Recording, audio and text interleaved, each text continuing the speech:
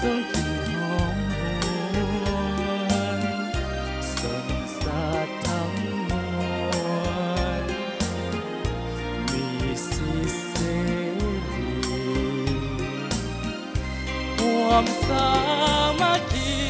เป็นพี่น้องเดียวต่อสู้เด็ดเดียวสร้างชีวิตใหม่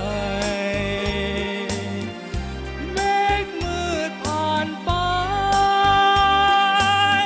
สีสดใสเข้ามาแทนที่ดินแดนแห่งนี้สุดที่ลำคาเลือดนาโคบได้ท่าแดงทั่วแห่งหนเสียสละสู่สนภาพแพ้ไทยลีเขตปลดปล่อยนี้จะรักษา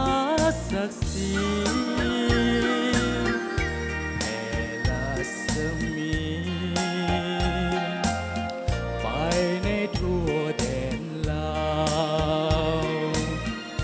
แผ่รัศมีไปในทั่วแดนลาว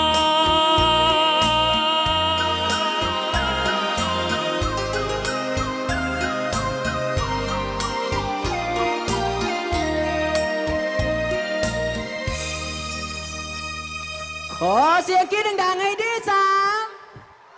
ขอขอบใจหลายสำหรับเสียงตบมือที่เป็นแห่งเสียงเป็นกำลังใจให้ปุริมหมายเลขที่3